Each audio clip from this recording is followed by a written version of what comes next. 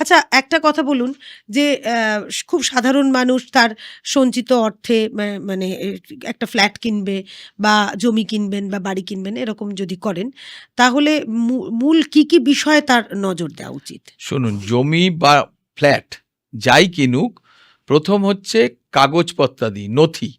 সেই নথি বলতে জমির দলিল, যে ভদ্রলোকের কাছ থেকে কিনবেন বা যে ফ্ল্যাট পারচেস করবেন তার জমির দলিল, পর্চা, তার ফ্ল্যাট হলে তার স্যাংশন প্ল্যানের কাগজ, তার ট্যাক্স আদির কাগজ, মিউনিসিপ্যালিটি এরিয়া হলে মিউনিসিপ্যাল ট্যাক্সের কাগজ, কর্পোরেশনে হলে কর্পোরেশনের ট্যাক্সের কাগজ, স্যাংশন বিল্ডিং প্ল্যান, এবং সর্বোপরি এখন যেটা চালু হয়েছে রেরা একটা এসছে, রেরা অর্গানাইজেশন, রেরার অ্যাফিলেশনটা দরকার। রেরার অ্যাফিলেশন মানে? রেরা মানে হচ্ছে, এটা হচ্ছে একটা নতুন আইন এসছে, যাতে যারা ফ্ল্যাট কিনবে, অনলি ফ্ল্যাটের জন্য যারা ফ্ল্যাট কিনবে তাদের ওই রেরা যারা করবে তাদের রেরা অ্যাফিলেশন দরকার।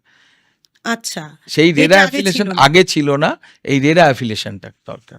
আচ্ছা, আমার এই পরের প্রশ্নটা হতো, যারা ফ্ল্যাট কিনবে তাদের এই মিউটেশন, কমপ্লিশন সার্টিফিকেটের বিষয়, মানে কি বিষয় মাথায় রাখবে আর কি, সেটা নিয়ে। তাহলে এই রেরাটাও একটা নতুন সংযোজন?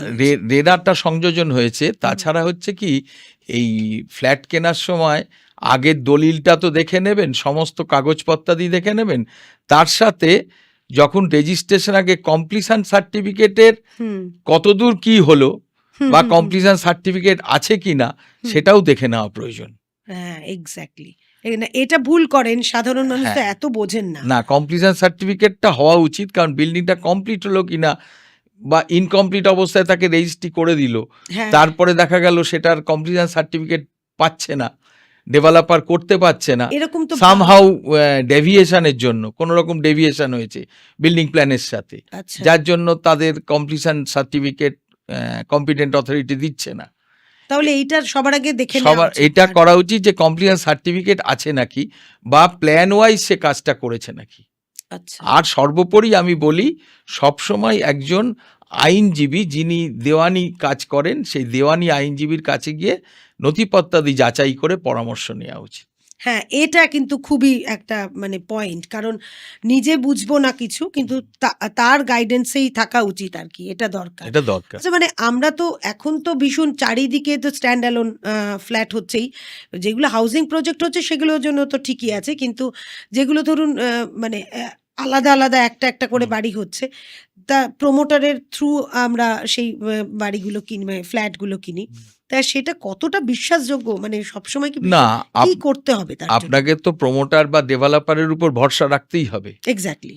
কারণ কি, সেই আপনাকে তাদের অ্যালোকেশন থেকে বিক্রি করছে, অটোমেটিক্যালি আপনাকে করতে হবে কি, সর্বোপরি আমি একটা কথাই বলি, যে দেওয়ানি আইনজীবীদের সমস্ত কাগজপত্রাদি ওই জমি সংক্রান্ত বা ফ্ল্যাট সংক্রান্ত সমস্ত তাদেরকে দিয়ে নথিপত্রাদি সার্চাদি করে যাচাই করে নেওয়া উচিত, যেটাতে ওই দেওয়ানি সংক্রান্ত আইনজীবী যেটা বলবেন সেই অনুযায়ী কাজটা করা উচিত।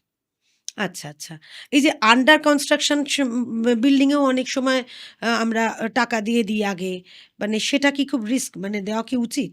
আন্ডার কনস্ট্রাকশনে এখন তো রেরার আইন এসে গেছে, যার জন্য এরা এই আন্ডার কনস্ট্রাকশন বিল্ডিংয়ে করলে কি হবে, ইনকমপ্লিট থেকে যাবে। রেরাটা অ্যাপ্লিকেবল হচ্ছে টিল কমপ্লিশন সার্টিফিকেট অবধি। আচ্ছা, আচ্ছা। কাজী কমপ্লিশন সার্টিফিকেটটা পেয়ে গেলে তাহলে ইনকমপ্লিট বিল্ডিংয়ে কেউ করবে না, খরিদ করতে যাবে না। না, কিন্তু আমরা অনেক সময় কি আগে টাকা দিয়ে দিচ্ছি প্রমোটারকে, আন্ডার কনস্ট্রাকশন অবস্থায় টাকা দিচ্ছি, মানে সেটা কি রিস্ক থাকছে? অবশ্যই রিস্ক থাকছে, মানে উচিত নয়।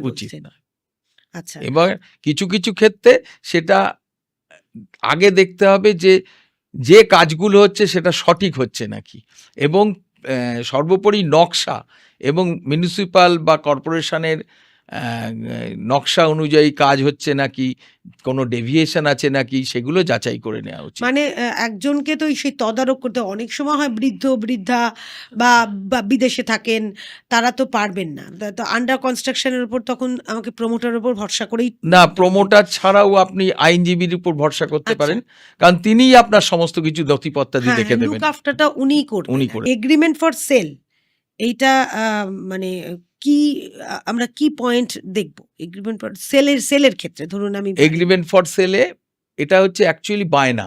এগ্রিমেন্ট ফর সেল বলতে বোঝায় বায়না। হুম, আপনি একটা জিনিস কিনবেন, তার বায়না করা। হ্যাঁ, সেইখানে টাইম পিরিয়ডটা আপনাকে দেখতে হবে যে কোন টাইম পিরিয়ডের ভেতর সে দেবে বলেছে। আপনি যেটা বায়না করলেন তার পরবর্তী যে টাকাটি দেবেন, যে ফুল অ্যান্ড ফাইনাল রেজিস্ট্রেশন হবে, সেই ডিউরিং সেই পিরিয়ডের ভেতর করতে পারছেন কিনা, আর হচ্ছে কনস্ট্রাকশনটা ঠিক হচ্ছে নাকি, এবং অ্যাকর্ডিং টু প্ল্যান হচ্ছে নাকি, এবং কার অ্যালোকেশন দিচ্ছে আপনাকে। সর্বোপরি দেখা উচিত কার অ্যালোকেশন। ধরুন ফ্ল্যাটের ক্ষেত্রে একটা ডেভেলপার্স অ্যালোকেশন থাকে, একটা ল্যান্ড ওনার্স অ্যালোকেশন থাকে। আপনি কোন অ্যালোকেশন থেকে নিচ্ছেন, তাদের ভেতর অ্যালোকেশনের কোনো এগ্রিমেন্ট হয়েছে নাকি।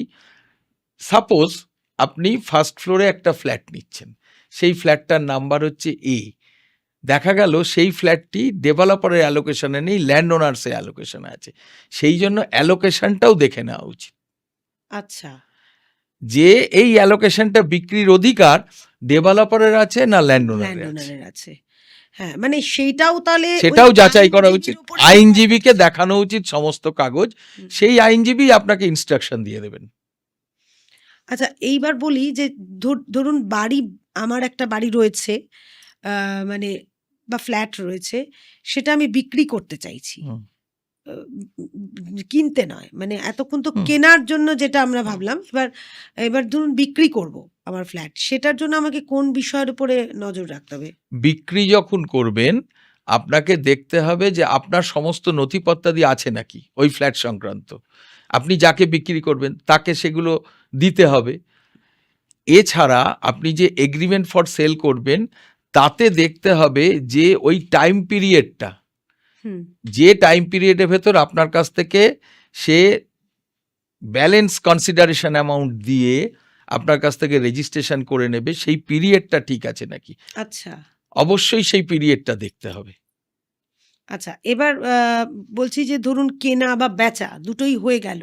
বসবাস করতে শুরু করেছে। এরকম অনেক সময় হয় যে বসবাস করতে শুরু করে দিয়েছে বা বিক্রি হয়ে গেছে। আমি বিক্রি করে চলে গেছি বাইরে কোথাও। তারপরে হয়তো কোনো একটা ঝামেলা হচ্ছে।